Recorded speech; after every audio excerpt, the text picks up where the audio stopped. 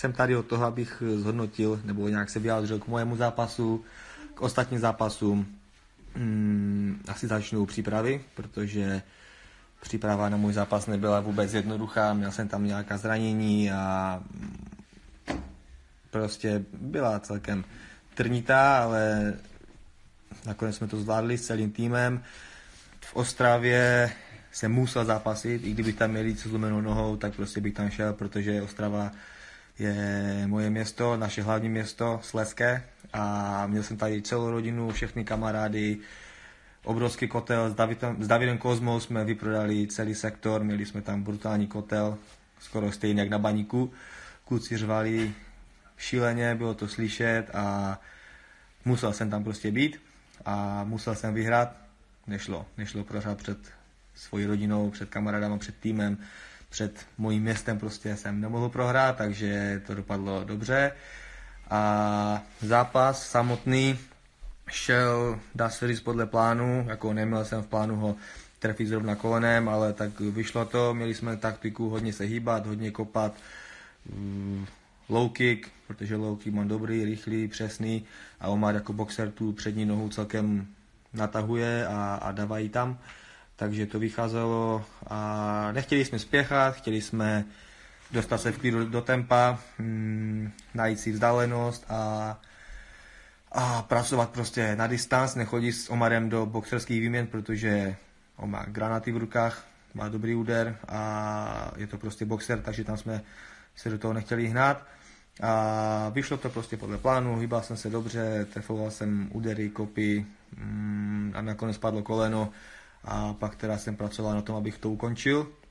Věděl jsem, že tam nezbývá moc času, že tam je necelá minuta do konce, takže jsem do toho šlapal, chtěl jsem to prostě do toho konce kola stihnout a musím uznat, že Omar jako vydržel hodně, že má tvrdohlavu, že má srdíčko, protože on sám mi po zápase říkal, že od toho prvního kolena si pak nepamatoval skoro nic, nebo respektive vůbec nic, ale na zemi pořád pracoval, hýbal se, byl se v mountu, v tom prvním mountu z toho mě zhodil, prostě tou sílou mě vymrštil do vzduchu a zhodil, utekl, postavil se, bojoval dál, ale prostě byl už nahulený úplně a nedokázal jakoby se z toho třepat, takže byl konec.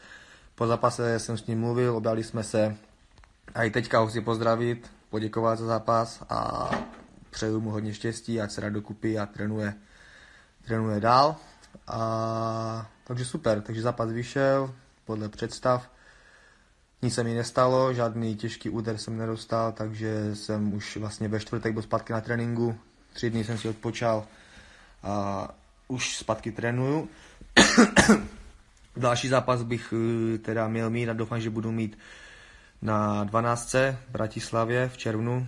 Tam se těším, protože se na Slovensku ještě nezápasil, takže tam chci a potřebuju zápasit.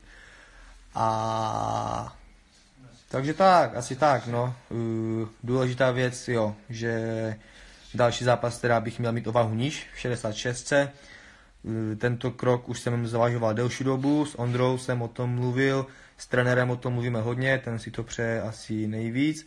A je to kvůli toho, že do 70 nezhazuju moc, moje normální tréninková váha je tak 75, maximálně 76 kg, takže ten limit do lehké váhy já dělám za týden, za týden prostě, mám hotovo, ale problém je v tom, že nenabírám zpátky do zápasu tolik a někdy mívám silový deficit oproti ostatním větším nebo velkým lehkým váhám. Takže do 66 vím, že tu váhu udělám, nebudu s tím mít ani problém, prostě ta váha mi jde rychle dolů, trenér tomu rozumí, poradí mi, takže tam to bude v klidu. A vím, že prostě i výškově, celkově tělesně ta 66 pro mě je lepší, takže tam se těším, budu tam dominovat, budu tam poražet soupeře a dokud prostě budou kvalitní soupeři, tak je budu porážet, dokud mi nedá Ondra spalím zápas o titul, což doufám, že bude co nejdřív a že ho vyhraju. No a další zápasy, ke kterým bych se chtěl vyjádřit, tak k Míšovi Konrádovi, ten zápasil s Mateušem Legierským od nás z týmu, říká se mu Dynamit. A ten dostal se pověstí, on je fakt dynamit. Já jsem jako před zápasem, když jsem zjistil, že Michalovi odpadl Pajtina a že tam bude teda dynamit, zápasí s ním, tak mi v tu chvíli bylo Michala líto, protože vím, co dynamit dokáže, co mi na tréninku dělá každý den, jakou má sílu, jakou má techniku, prostě je šílený, je brutální a věděl jsem, že to dopadne takhle a taky tak dopadlo. To akorát dokazuje to, na jaké úrovni jsme u nás v Těšíně, na jaké úrovni je trenér náš, Meta, Michal Mankiewicz. O nás není tak slyšet, protože my se na tréninkách nefotíme, netočíme, není to tam prostě zvykem a nikdy to tam zvykem nebude.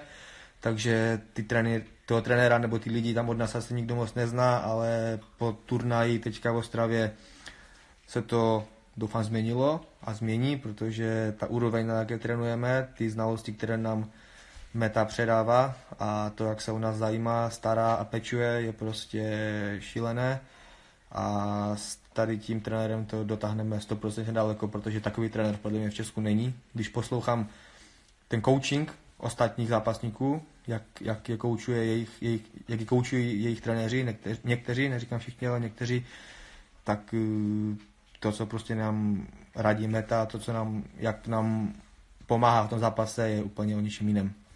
Takže o našem klubu Octagon Team Těšín ještě určitě uslyšíte, protože tam roste hromada dobrých bojovníků. Můj brácha Tobiáš, ten je taky šílený, v Polsku vyhrál mistrovství amatérské, takže je na cestě do Octagonu, doufám, že ho tam uvidíme jednou a že budeme spolu zápasit tak bratři Petisové v Americe. A takže tak, další zápas, který mě teda zajímal, byl Karolko Ryšavý s Jartimem. Hlavně proto, že teda Karel mě porazil ve výzvě. A mám Karla rád, je to dobrý kluk, zajímají mě jeho zápasy, zajímá mě jeho kariéra a fandil jsem mu a vyhrál suverénně, vyhrál krásně. Převedl dobrý výkon, kvalitní. Je vidět, že se posouvá čím dál, prostě dál a dál, zlepšuje se s každým zápasem a baví mě ho sledovat. A už jsem o tom s ním mluvil, psali jsme si na Instagramu a říkal jsem mu, že bych s ním chtěl odvetu, že bych se s ním rád v budoucnu utkal znova, protože věřím a vím, že ho dokážu porazit a že ho porazím příště. Takže třeba Karel vyhraje pás a já ho vyzvu.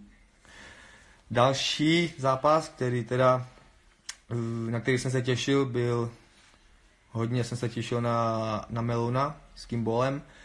Odveta prostě je vždycky zajímavá a moc jsem Melounovi držel palce, i když jsem trošku favorizoval Kimbola, protože mi prostě přijde hodně kvalitní a dobrý, ale Miloš ho potrápil, převedl krásný zápas.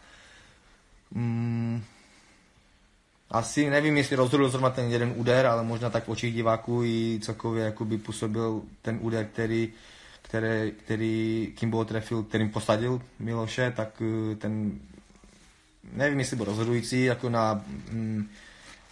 co se týče bodování toho zápasu, to asi ne, ale prostě byl vidět, že on má granát v té ruce, že má švih, že má rychlé té údery a přesné, takže tam byl asi největší rozdíl. Přišlo mi, že Miloš má ty údery trochu takové moc silové, moc tlačené oproti Kimballovi, který to prostě střílí a švihá.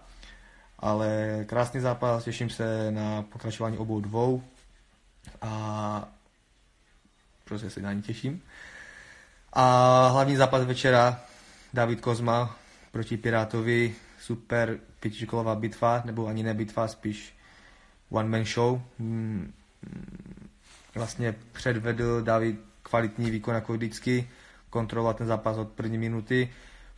Zdá se mi, že první polovina druhého kola byla taková vyrovnaná, že tam prostě byli v postoji a Pirát postoj má dobrý, takže jsem očekával, že tam Davida potrápí, že třeba vyjede nějaký tlak, že vyvine nějaké kombinace, ale myslím, že tam nic takového nebylo. No a všechny další góla už David prostě dominoval, hlídal si pozice, připadal mi trochu jak Khabib Nurmagomedov, prostě kontroloval u klece a Pirát nebyl schopný vstát, myslím, že tam vstal jednou nebo dvakrát během těch 5 kol, nejsem si jistý. Ale bojoval pět a dokonce nenechal se ukončit, což si myslel jsem si, že ho David ukončí, ale nestalo se tak a kvalitní prostě výhra, velká výhra. David teďka míří do Ruska, takže mu držím palce a snad se mu tam bude dařit.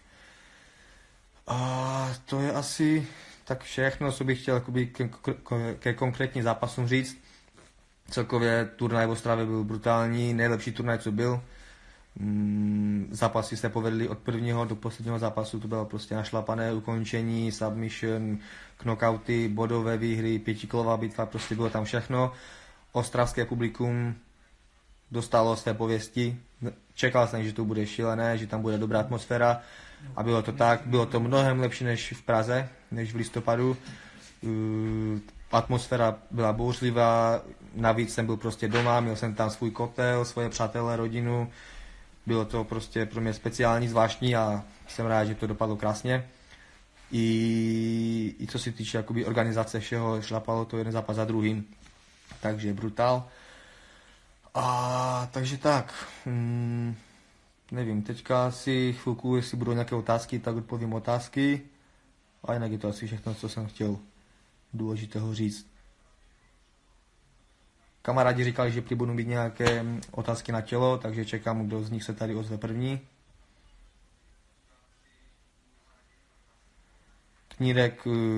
Knírek bych si nechal rád narůst, ale nemám pořádný knír, mám to hrozně řídké, ale radši jsem to dneska před tím live streamem oholil, aby to nevypadalo směšně. Vemola versus Attila, tak já favorizuju Attilu, i když jakoby dost, až jsem se divil, kolik lidí si myslí, že ho Vemola porazí, ale podle mě ho Attila bude schopný ho udržet dostatečně dlouho od sebe, aby ho nakouřil. Nevím, jestli ho knockoutuje, to možná ne, spíš to bude, i když záleží, jestli to bude na 5 kol nebo na 3, to je taky otázka, ale myslím si teda, že Attila vyhraje. Jestli si McGregor zaslouží odvetu s Khabibem, teďka určitě ne, i když to není o tom, kdo si to zaslouží, ale o tom, kdo co chce. Tím kdo, myslím jako Dan Whitea. Pokud on to bude chtít, tak ta odveta prostě bude. Ale myslím si, že si McGregor dá zápas s někým jiným, než s Khabibem zrovna. Proč trénuju v Polsku a ne v Ostravě? Protože je v Polsku nejlepší trenér, jakého jsem kdy v životě zažil. Je tam nejlepší parta, je tam dobrá atmosféra, skvělé podmínky, takže proto.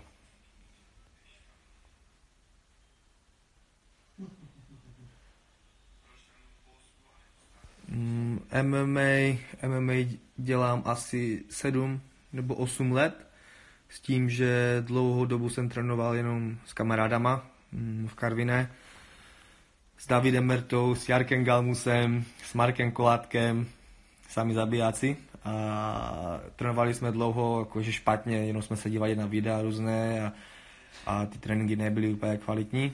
A pak jsem byl rok a půl v Jetsamu v Brně a teďka jsem teda od září zhruba zpátky v Karviné, bydlím v Karviné a trénuju v Polsku, v Těšíně. A dá se říct, že opravdové MMA, rizí MMA trénuju až teďka, od září, protože předtím to, co bylo, to byla spíš různé bitky, trénování.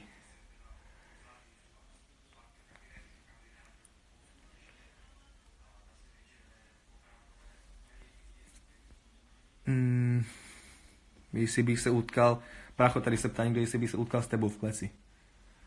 Neutkal, protože to by, brácha je mladší, je menší a byla by ostuda, kdyby mě zbil, protože je brutálně silný a dobrý.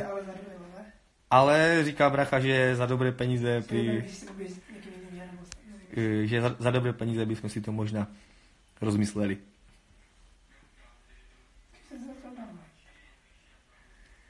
Tam se někdo ptal, jestli je ve 23 letech pozdě začít trénovat, tak záleží, čeho chceš dosáhnout. Jako jestli chceš prostě se zlepšit kondičně, jestli chceš být zdravý a cítit se dobře, tak není pozdě. Ale jestli chceš zápasit profi zápasy, tak asi trochu později. Ale pokud jsi hodně talentovaný, tak možná, že to ještě stihneš.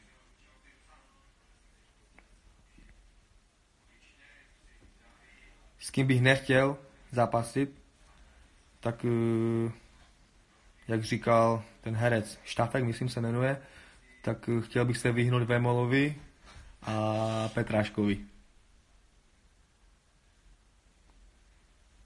Mám udělat prý brachu záběr na tebe, tak na chvilku jim ukážu brachu, můžeš zamávat fanouškům.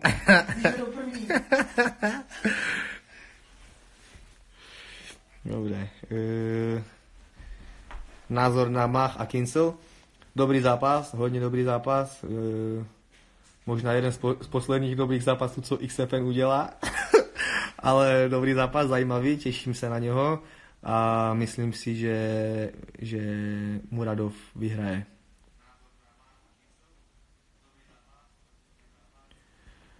V 66. už s Ondrou jsme nějaké zápasy a jména řešili soupeře, ale nechci o tom mluvit. Necháme to na Octagon,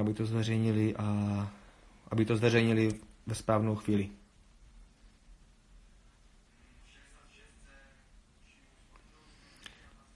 Můj brácha váží, ptají se na tebe, víš, jaká jsi váhovka?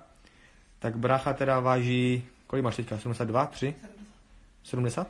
70 kg, ale zápasy teda amatérské 66. Kdyby šel profi, tak možná by šel 6-1. Co já a Zatelinka, jo? Jo, Zatelinku by mohl jít ve střední váze. Kdybych se pořádně najedl, tak bych možná těch 77 kg měl. On by měl tak těch 90, jo, to by šlo.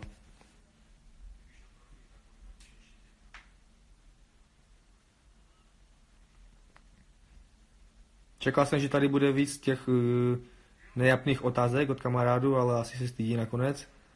Tak nic nepíšou. Kde jsem bojoval před Octagonem, tak před Octagonem jsem zapasil vlastně na malých turnajích, malých gala večerech. Ani to nebyly žádné organizace. Byly to spíš jakoby takové jednorazové turnaje. Ale vlastně poslední zápas před Octagonem, než jsem zapasil loni v březnu, tak jsem měl 2 roky před loňským březnem. Takže jsem měl 2 roky pauzu.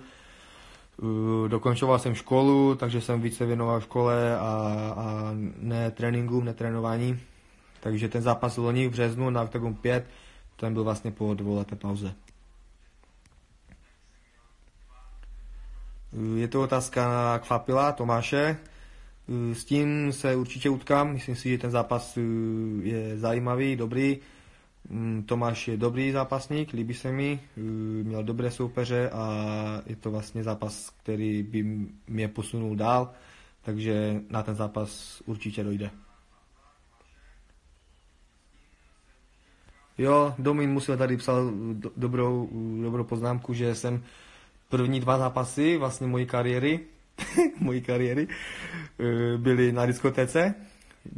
To se jmenovalo nějak Gladiatoři, něco takového a vlastně v Karviné je diskotéka Insomnie a tam pořádali, už nevím, kdo to pořádal tehdy, ale prostě se uprostřed parketu, protože to je celkem velká diskotéka, velký prostor, tak se tam postavila klec, kolem toho se zhromaždili lidi, kteří mezi zápasama tančili a tam jsme prostě bojovali, takže jsme se soupeři vlastně převlíkali v jedné šatně a koukali jsme na sebe, pak jsme se šli do klece prát, a pak jsme šli na bar rovnou chlastat a tančit. V Košicích nebudu, je to vlastně za měsíc a nebudu v Košicích, takže ne. Další zápas teda, jak jsem říkal, bych měl mít na Octagon 12 v Bratislavě.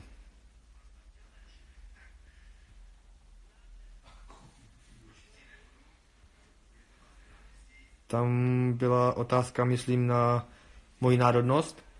Tak můj tatínek je Vietnamec, mámka je Polka a narodil jsem se v Česku. Takže já mám v podstatě 3 národnosti. Já jsem multikulturní, takže tak. Jsou tady lidi z Bohumína, taky nějací. V Bohumíně jsme bydleli s brachou dlouho. Asi, nevím, 10 let jsme v Bohumíně bydleli. 10 let, takže tam máme taky spoustu přátel, spoustu kamarádů a známých, takže zdravím do Bohumína. Otázka tu je ještě na váhu, ještě jednou, jakoby, jestli se nebojím toho, že bych neudělal váhu do 66.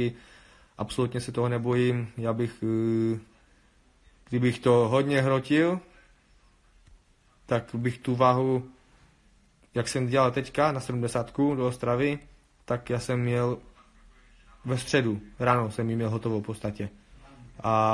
Takže jsem zpátky nasadil pár sacharidů, ještě nějaké sacharidy a abych si tu váhu udržel, potom jsem až pátek ráno šel do sauny a tam jsem vypotil poslední kilo a půl. Kdybych to hodně hrotil a hodně striktní stravu a režim bych to držoval, tak bych udělal váhu na 66 už teďka v Ostravě.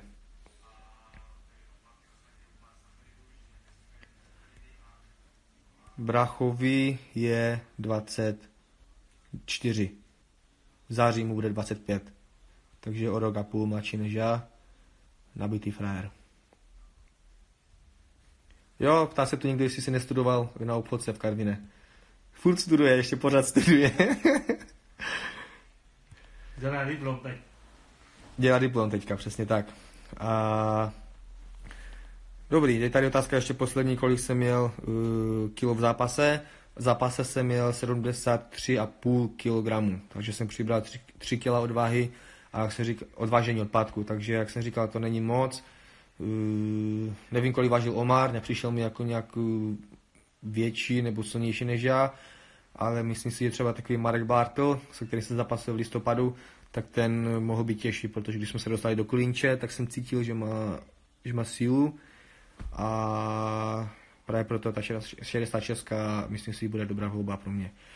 Dobré, tak děkuji všem za pozornost, snad jste se dozvěděli něco zajímavého a uvidíme se zase někdy.